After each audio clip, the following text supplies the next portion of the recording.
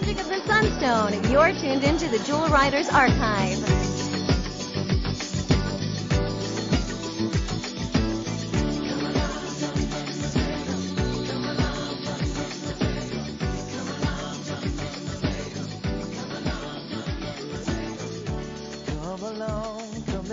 Hey Jewel fans, I'm Chris. And I'm Ronnie from the Jewel Riders Archive. We're here today with a great guest from Jewel Riders. We have the composer for the show, Mr. Lou Fagenson. Welcome, Lou. Thanks for being here. My pleasure, Chris. So I guess to start us off, I'm curious, as the composer for the show, how did you get involved with Jewel Riders? I got a call. This kind of goes back. I was arranging music in the 80s with Was Not Was.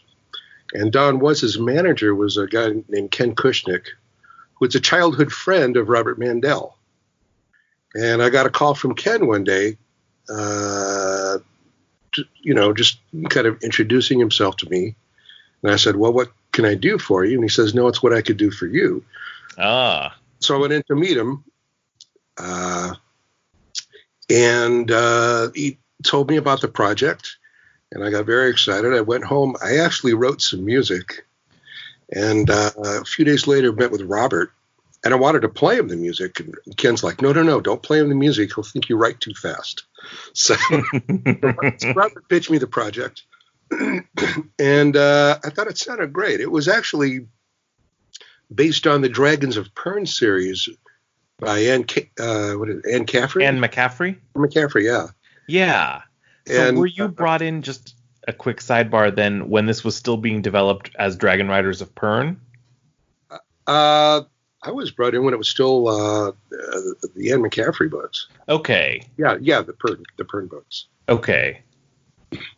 So we're looking at pretty early on in the 90s then, because we're looking 1993 around, yeah. 93, 94. Yeah, that makes sense. Okay. It's all a little vague because at the time I was doing Princess Gwenevere, my daughter was born. I didn't get a lot of sleep. No kidding. Let's see. So anyway, I wrote some music for it, and I really wanted to research it. I wanted to go Renaissance music.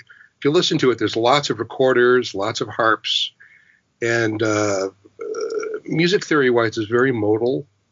Very European, except the sections which are very, I was going sort of Bernard Herrmann-y, like Journey to the Center of the Earth.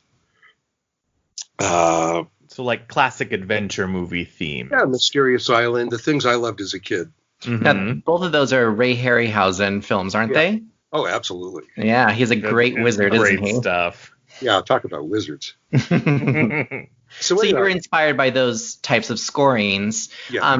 Actually, I would love to just back it up a little bit. So, Sure. Kind of how you entered into this field. I mean, tell us a little bit more about, kind of how you started out. Like what inspired you to even pursue a composer, job? Like what inspired you initially about music?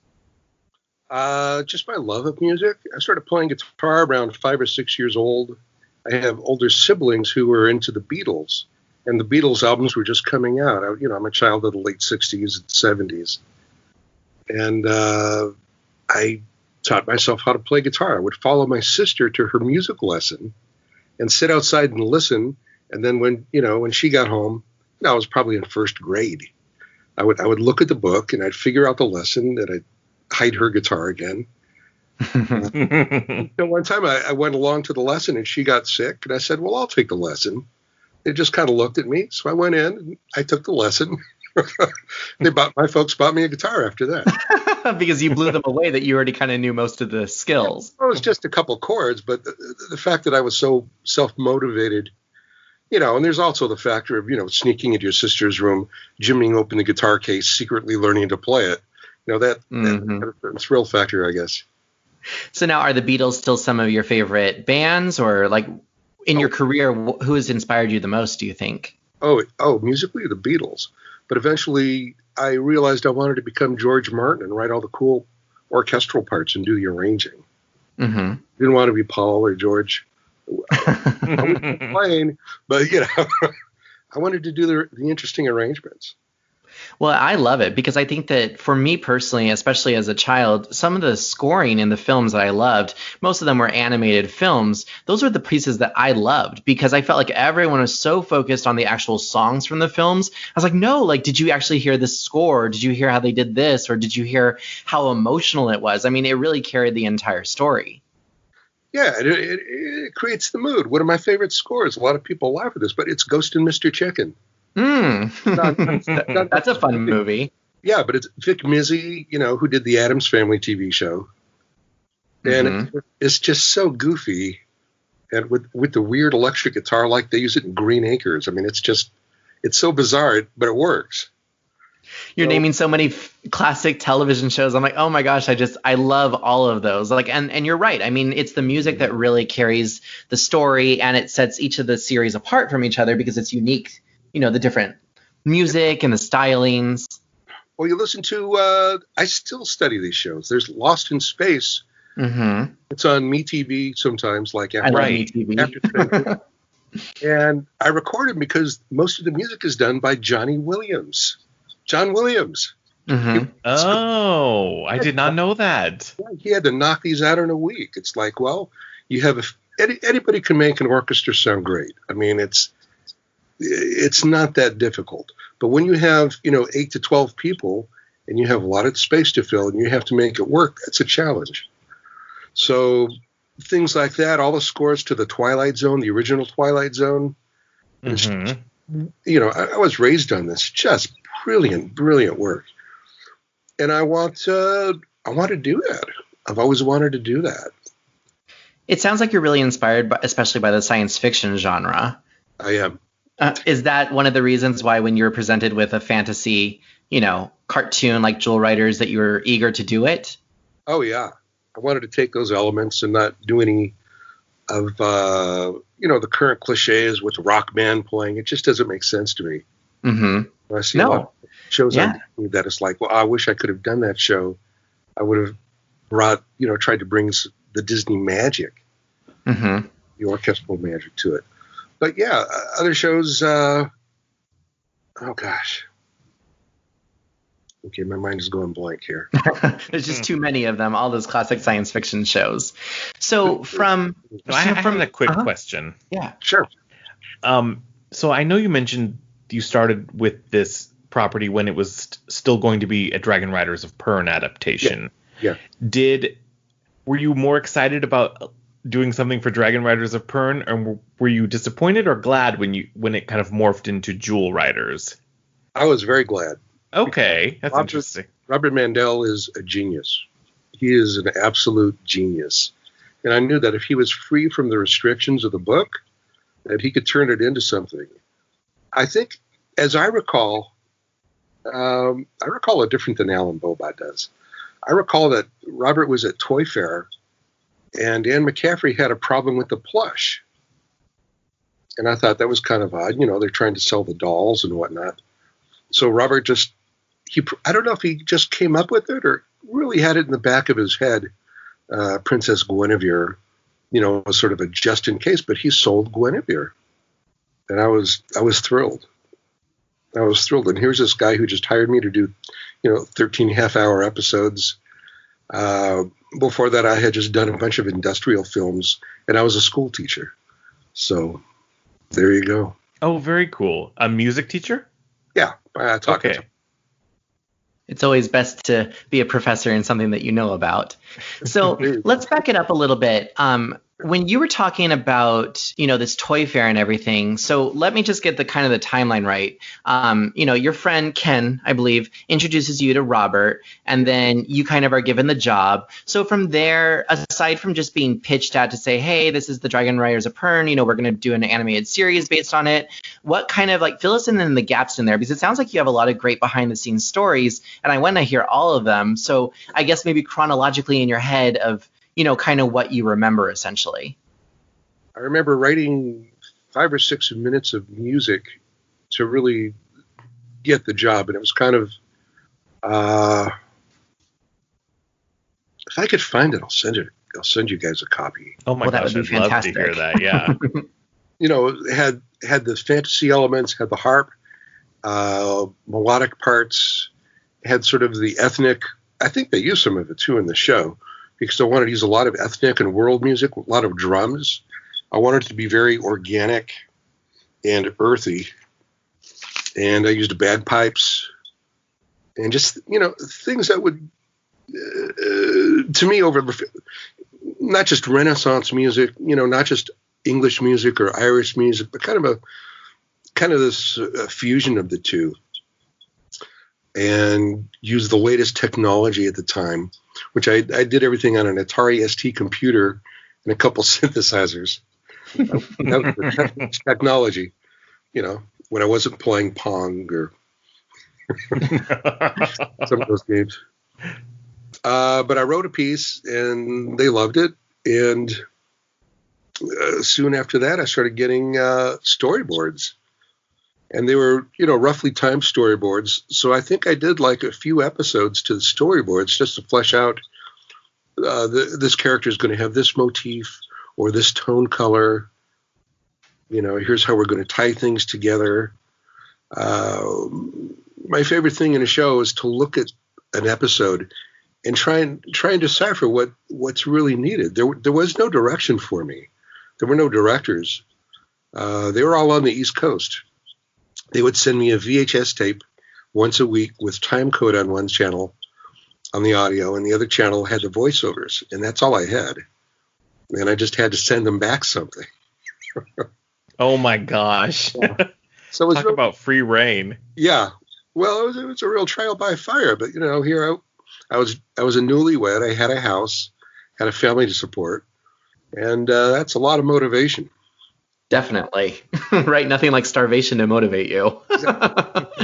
So with regards to the technology, and you're saying the computer, was it just basic software, or did you have to buy the software? I mean, were you more or less a freelancer, or were you actually hired on, or how did that look? I'm always a freelancer. Okay. Always. I used a program called Cubase, and it didn't record audio, but you would record MIDI.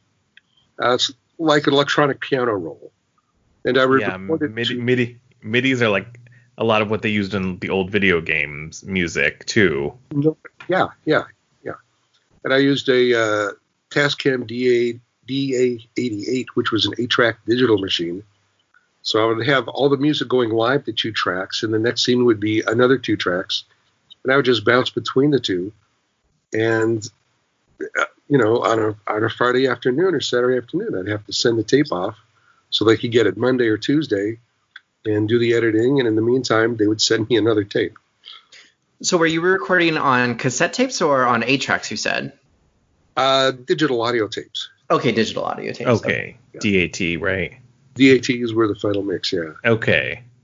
It's just interesting to hear about the different technologies. I mean, especially now with, you can send a file over through the internet and they can get it immediately.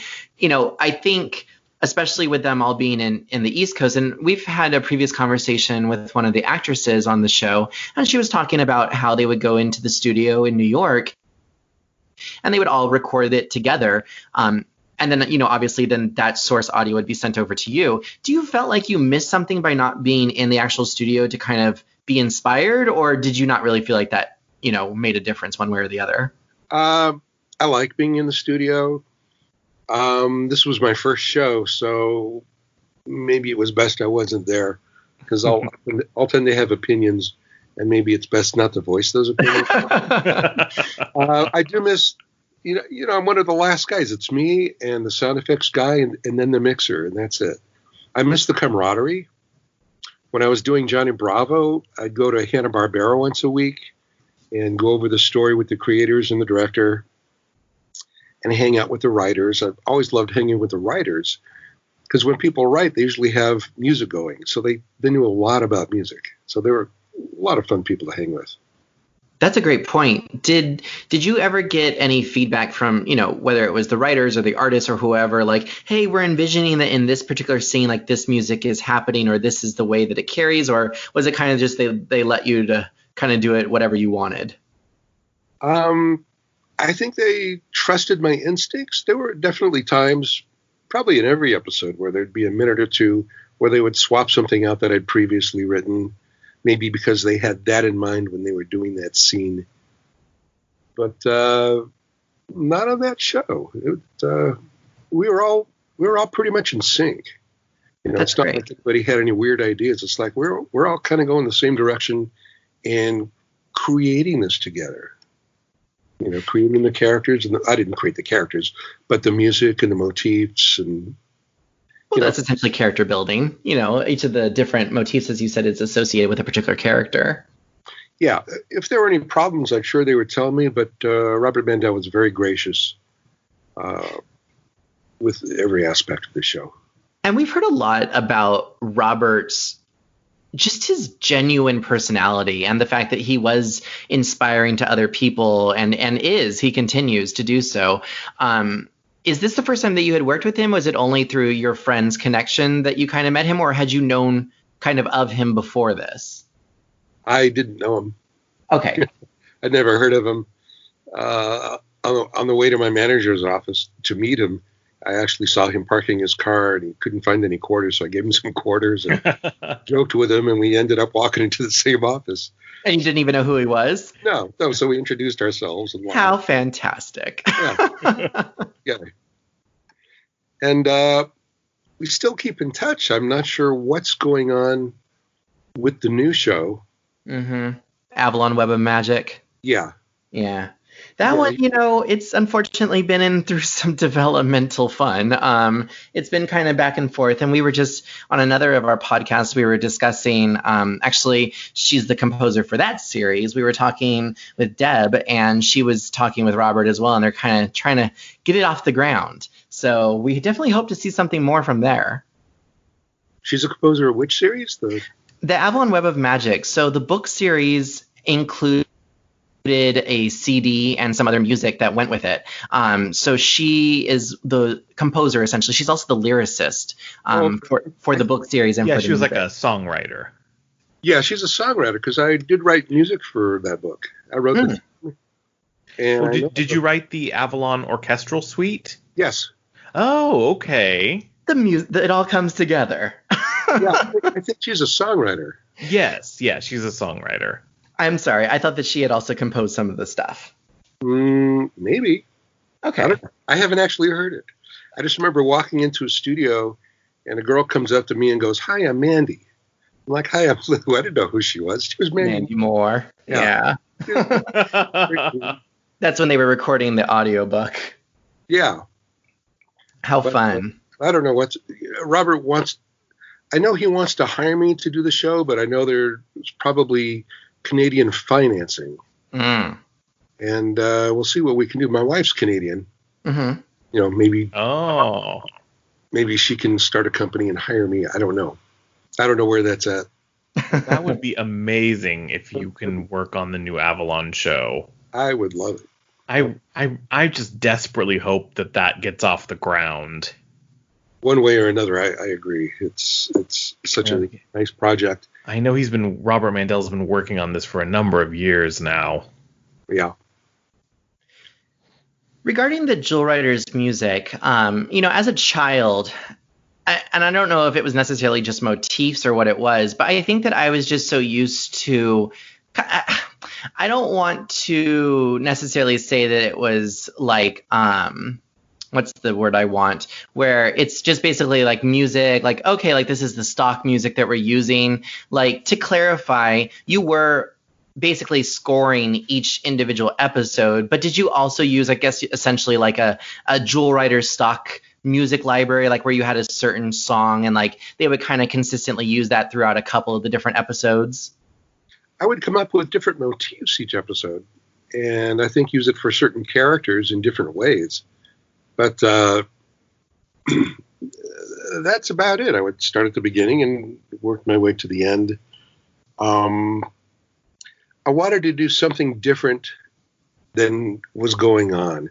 If you look at a cartoon, the music in general, if you just turn on the TV and look at a cartoon, the music has to be dramatically amped up more than what's on the screen, because what's on the screen nowadays is just, you would be bored if you saw how slow things are. So you have to pace it fast. And what I wanted to do was not hit kids over the head with this, here's the action music, dun, dun, dun. It's like, well, look, we could have some beauty here. We could have something poetic. Mm-hmm. Let's do something moving for these characters and give them depth. And we got away with it. And I'm so glad for that, too. Thanks. Did you have Oh, go ahead. Well, I was just going to say, you had mentioned about the different uses of like the drums and like, the harps and things like that. And I know that you said that you didn't necessarily want to make it specifically reminiscent of like Celtic or, English music. But as a child, it helped to build the fantasy. So I just want to comment that I love a lot of the tunes and the motifs. I mean, I think that they have such a magical quality to them that you didn't really hear in a lot of other cartoons during the time. Didn't hear in any other cartoons. Right. Yeah. I started off writing some counterpoint, and it just, the 12th century styles and 13th century styles, and I thought that's where I started from, and it just didn't work, and I trashed it, and thought, okay, well, I could write Renaissance type music with recorders and harps. Mm-hmm. We'll see how that plays. Yeah, and they're beautiful. Yeah, and some characters. Didn't Gwen have a harp? Tamara did. Tamara had the harp. Okay. Yeah. This is what I mean when I didn't get a lot of sleep because I had a newborn. It's all a blur, kind of. Speaking of characters, were there any particular characters that you particularly enjoyed writing music for? That's a good question. I'm trying to remember. I loved writing for the girls the most, and the way they interacted, because they all had to work together to have a good outcome in the episode. I think when they talk about friendship is magic, it's, they're working together and their music has to work together. I enjoyed writing for them. The guys, they were pretty good. Merlin was a lot of fun. Ozzy. I just enjoyed the whole show, really. And what not to love, right? Like I just said, I love the music, and the fact that ever since a child, as I mentioned, just being obsessed with the scoring, I loved animation. And I always wanted to be in the field. And so especially the music, as a child, I remember collecting the Disney soundtracks, and I was just obsessed with the musical cues. And I would just listen to the scoring because I would then end up using it for, like my own versions of the Disney read-alongs, or I would set them to our own plays and we would act out, everything and add the dialogue, but it required having those scoring. So like even in high school, using that score like to do school plays or things like that. So, I mean, I've always loved isolated music tracks. I think that they're so beautiful. I'll see what I can do. I always wish I had the isolated tracks to Mary Poppins. Just unbelievable arranging. Right. And the Sherman brothers. I got to work with the Sherman brothers. Oh, how fun. They were. Oh, I've got to hear that story. I got a call from Ken Kushnick on a Thursday, saying they're doing this movie, Beverly Hills Cop 3, and it takes place in a theme park, and they've written this song called Wonder World. Go over to their place on Friday, and you're recording on Sunday. And you have to do a version for the movie, and then I have to do a marching band version. So that was another sleepless Oh, my gosh. Another sleepless weekend. So Friday I go over, they had this, I don't know how to describe it, this dumpy little apartment in Hollywood on Harriet Street or something like that. Just in a nondescript building, with kids running around, a swimming pool. And I walk in, and here are the Sherman brothers, a grand piano, records, gold records on the walls, plaques on the walls. Mm-hmm. And I'm like, this is where you write the music? And they say, we had to be somewhere where our wives wouldn't walk in and tell us to take out the trash. I totally get it. I have a studio in my house too, and I totally get that. Right. And I sat down on the piano bench, and Robert just starts playing the piano, selling it to me like he's a Tin Pan Alley songwriter pitching it to a record producer. I had a cassette machine that I put on top of the piano. Oh boy, I gotta find that cassette. That's probably wild. Then he starts playing the Wonder World song, and he gives me a lead sheet. And they were so nice. They were so gracious.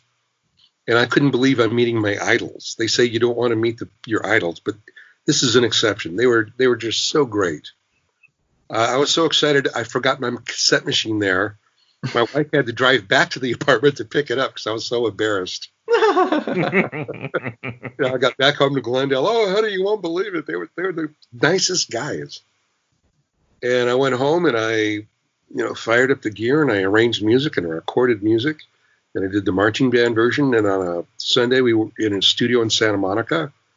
And we had, I had 3 voiceover people. And I wish Randy Crenshaw was one of them. I know I did a lot of Disney books, Disney videos, and a couple other singers, and the overdubbed, and the Sherman brothers came, and it was like, where did this weekend go? What just happened? This was amazing. I wish every weekend could be like this. That is fantastic. Yeah, and it ended up being a good percentage of the score. I was grossly underpaid, but I didn't care. It's about the experience because you still can remember and just, love the fact that you got to meet your idols. Speaking of that, though, you did ask about Mary Poppins as a side note. When you said the scoring, do you mean the isolated of the songs, or did you just mean like the actual scoring from like the movie itself? Well, I would take both. Okay. It was just so brilliant. Well, because I can send you a link to the Mary Poppins. There's the Walt Disney Legacy collection. Mary Poppins was released as one of those, and I think that it also has some piano versions that the Sherman brothers are demoing. Please send it to me. Yeah, definitely. You have my email? I think so. We can talk afterwards about that. Okay. I'm easy to find. Yeah, Disney of major influence on me as a kid. My mother once took me to the Grauman's Chinese to see Fantasia. Oh, how fantastic. I was probably 6 or 7, and I kind of was like, I want to make people feel what this movie is making me feel. I couldn't put it in those words. Mm-hmm. So transformed by that. It was like, oh my gosh.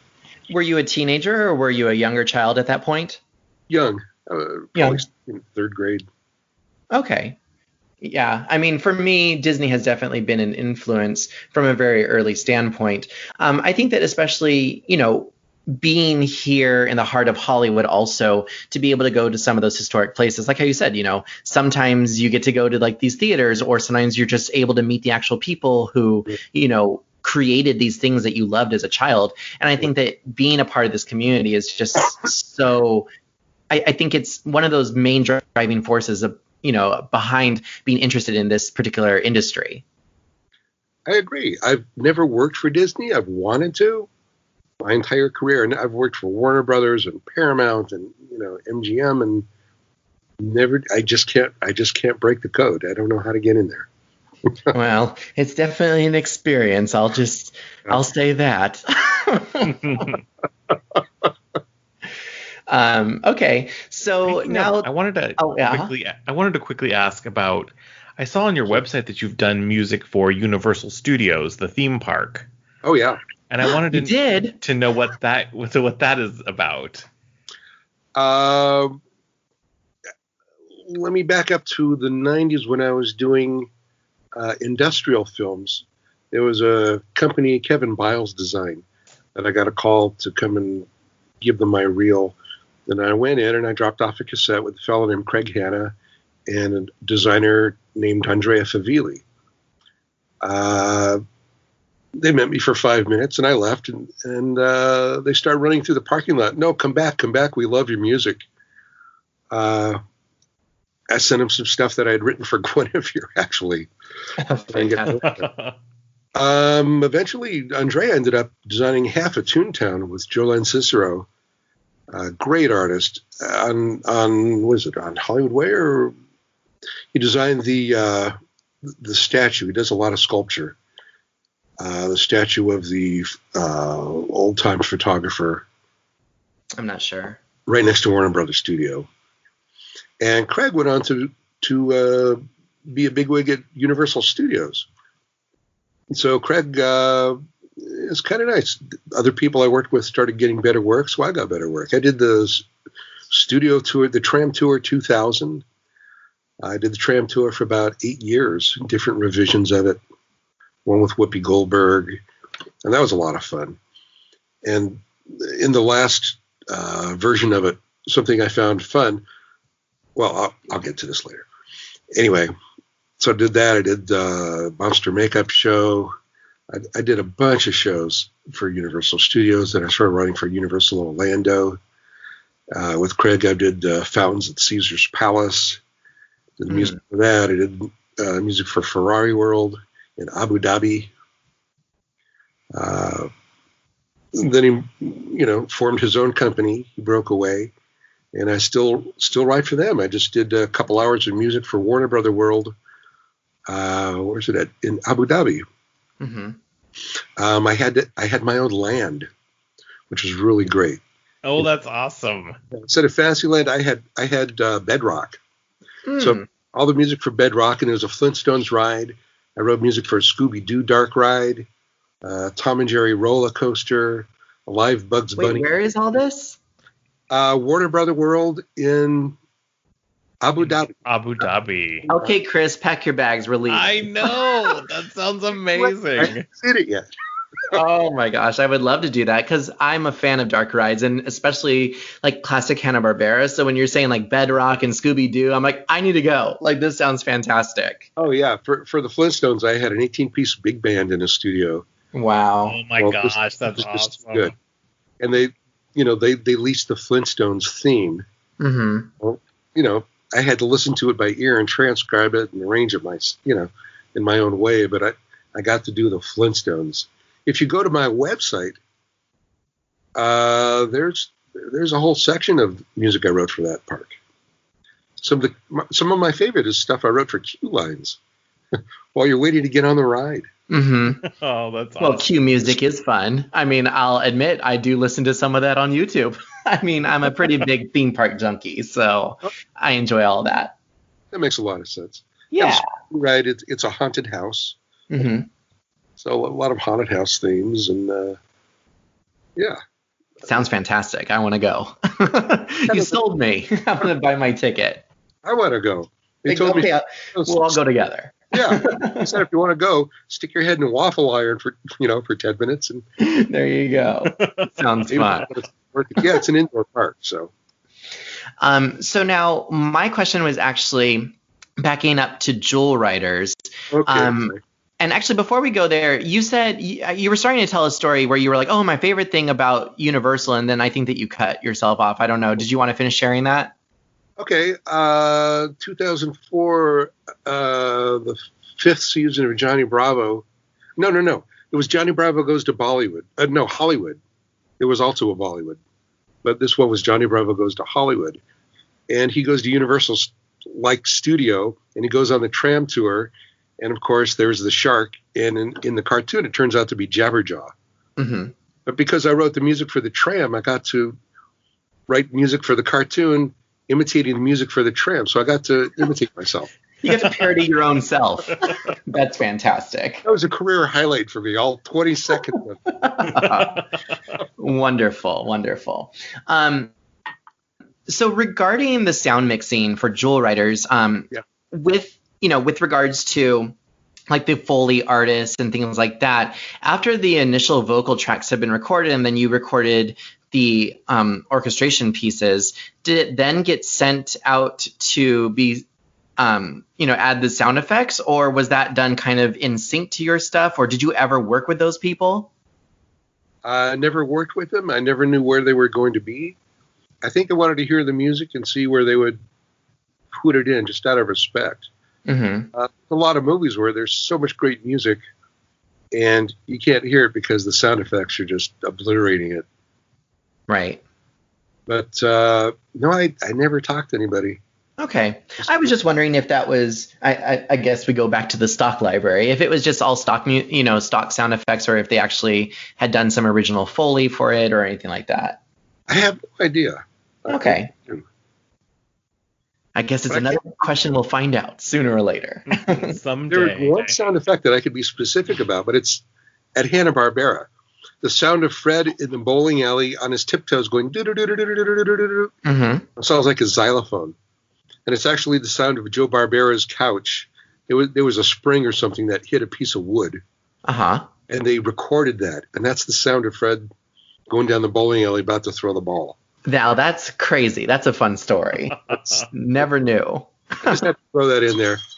Well, kind of similar to that. I suppose unrelated, but I just like to share fun, stupid trivia. During the 30s, when they were recording Snow White, someone used their empty wallet, because, everyone had empty wallets, to make the squeaking of the dwarves' shoes. So you just never know what you're going to find, when you're doing Foley.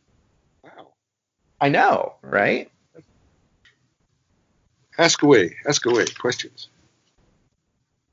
I kind of want to know how you feel about working in animation versus working in live action television. I've only did a little live action. I did an ABC Movie of the Week and some pilots for Paramount that never really got anywhere. It's easier writing for live action because there's actually people, acting. Where in animation, limited animation, you really got to you have to go deeper. You're allowed to go deeper if you're willing. Right. Because there's a story, there's a tone color to it, there's a pace to it. Actually, the best book that I've ever read, and I really apply it to animation, it's called The Uses of Enchantment by Dr. Bruno Bettelheim. And he talks about the psychological implications of what fairy tales mean and how it affects kids. So if you approach it from that way, you get a better sense of pacing and what you're after. Not to get too deep here. No, that's fascinating. Yeah, it's sort of in the Joseph Campbell school of thought. Mm-hmm. Yeah, the hero's journey and all of that. Exactly. And this is kind of like that. He'll take Beauty and the Beast and different stories and say what they really mean to the kid. And you can't explain that to the kid. You just have to show them by example, and moralities involved and understanding of consequences. Fairy tales, and this is a fairy tale. Princess Gwenevere, it's a fairy tale. Of course. And it's all about consequences and actions and resolving conflict, being able to think it out. If you look at Bugs Bunny, I think he was popular because he really wasn't violent. He had to outthink the predator, whoever's after him or whoever's trying to better him. He had to be smarter. I think sometimes nonviolent would be a questionable thing, though. I mean, some of the Looney Tunes are quite violent, but I find it all fun. Like, I think Bugs Bunny as a character almost more than the Disney characters, because Looney Tunes had a way of having such character, I guess you could say, about these different stories, and they're not afraid to kind of go above and beyond and be ridiculous about certain things. And that's what I really like about Looney Tunes, about Hanna-Barbera. Tex Avery. Exactly. Oh my gosh, I love Tex Avery. So that's what I really like about those cartoons. And the music, again, it plays a huge part in that. I mean, one of my favorite things are classic cartoons. And why? Because they are paying homage to the music styles that were popular. So like Tex Avery's, Red Hot Riding Hood, or, some of the other cartoon series when they're talking about like Cab Calloway and like Betty Boop and things like that. Like, I love the mix of the culture and how that plays a part in the actual show itself. Yeah, that was fantastic. In the case of Warner Brothers, they had access to the entire Warner Brothers songbook. Mm-hmm. And that's, and if they wanted to use it, they, free advertising for them. But yeah, Betty Boop and Cab Calloway, that was wonderful. Oh, those Fleischer cartoons were. Oh, Max Fleischer. Oh, yes. Mind-boggling. He's another of my idols over there. Fleischer Superman cartoons are like some of my favorite cartoons of all time. Oh, they're amazing. And of course, those inspired Batman later in the 90s. Oh, of course, yeah. They were a huge inspiration for the Batman the Animated Series. Yeah, they look like graphic novels. And speaking of time periods, though, because of the fact that Jewel Riders was, being released in the 90s, and I know that you were trying to give it a feel of medieval and fantasy, but did you also use elements? I mean, I know that there are certain, situations, like let's say in the Home Sweet Hearthstone episode when Tamara visits her family at the farm, there is a scene where they're in a canyon and they're trying to fight for the little babies who have been trapped and under a spell, and Kale the villain has this organ and she starts playing, but then the two dweezils start, rocking out on guitars and things like that. So it's like that definitely didn't necessarily exist in medieval, but again, it's a fantasy, so you could mix some of those elements. Yeah, we did. And it's funny you mentioned that. That's my favorite episode. Oh, fantastic. I love it. I love the music in that one. That's what I like. Right. And the reason is when they sent it to me, they didn't have time code on one of the channels, so I couldn't synchronize to anything. So I was writing wild. It was like, I can't say from this frame to this frame, what's my tempo going to be? I had to just kind of look at it and improvise. And I think there's a looser feel to it musically. And I really enjoyed that episode. Oh, I love it. I mean, you got rock, you got country music, you got still, the classic violins and the harps. I mean, it's just a beautiful combination of everything. Thank you. Yes. Well, I'm glad that you remember that particular episode, because for me, that is the episode that actually stands out musically, at least, as some of the best examples. Oh, thank you. Yeah. So now then, regarding the songs, tell us a little bit more about that. I know that you mentioned the name, but let's go over that name again. So, for the songs itself, because you were only doing the scoring, do you know kind of the process or what was happening, at least for the song wise? Oh, Jeff Pacetto at the time lived out in Calabasas. I think he lives out that way still. Yeah, not too far away, but far enough. So he would do a song a week and get a bunch of people together to record it, and I would never hear it. I never knew. They sometimes told me where it might be, but I was never quite sure, so I just kept writing music over where the songs are. It would have saved me a little time, and maybe I could have gotten more sleep. Probably. Yeah. But I did get together with Jeff quite a few times. We became pretty good friends. Okay. Very cool. He was a nice guy. Now, I don't know. I mean, maybe this is something else, but if you still have contact for him, I mean, we would love to get in contact with him too, or to talk to him, or whoever it might be. I think he's on Facebook. Okay. Well, we'll have to double check. Yeah. I'll look into it. I'll send you a link. Fantastic. Thank you so much. So now, of course, merchandise-wise, because, after you've filmed and you've scored and everything else, now it's time to actually release the series. I know a couple of the voice artists, Laura Dean in particular, I believe, and I think that actually Corinne Orr as well, did some voiceovers for some of the syndicated commercials and some of the VHS commercials that they had on the commercially released tapes.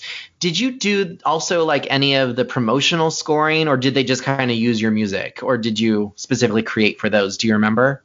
I did not create for those. I imagine that they either used the score that I did, or maybe they went to an ad agency and had somebody, pump it up because, they're selling girls' dolls. Right. They've got to compete with, Barbie or whoever. I do have some of the dolls.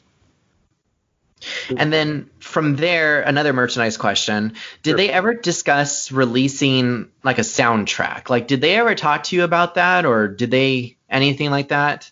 No. No.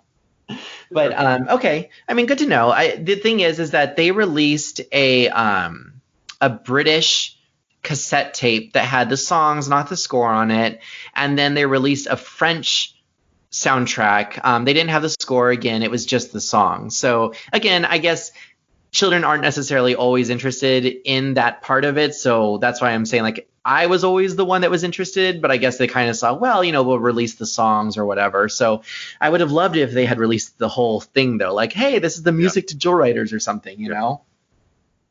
Now on that British cassette tape, there is an orchestral piece that sort of leads into the opening song. Was that something that you composed? It's got flutes and... was it the one for Web of Magic, the book? No, it was just part of the it was like a theme song. It was sort of like an opening orchestral maybe like 30 seconds opening into the theme song for the show. That's possible. I'd have to hear it. We could send you those. So it sounds very flute recorder, and I'm like, and now that you mentioned that really made me think of it. Was there a harp? No, just flute. Okay. Unfortunately. We'll send you a copy and see if you recognize it at all. Sure. I feel like we covered a lot. I think so. I didn't think I had that much to say, but I guess. See? There you go. Thought it would be 2 minutes and done, and and it wasn't. An hour later. They send me tapes every week. I send them music back. The end. But see, there was a lot more than just that, so yes. That's good. All right. We cannot thank Lou enough for joining us on this episode of the Jewel Writers Archive podcast. If you want to find out more about his music, you can visit his website at loufagensonmusic.com. And if you want to find out more about Jewel Writers or Avalon Web of Magic, you can visit us at jewelwritersarchive.com, or you can visit our sister site, the Avalon Archive, at avalonarchive.wordpress.com. If you want to find out more about this podcast, you can find us on Podbean, Apple Podcasts, Google Podcasts, Stitcher, and Google Play. And as we always like to say at the end of the show, friends together, friends forever. Bye, everyone. Thanks for joining in. Bye. Bye. Thank you so much. Bye-bye.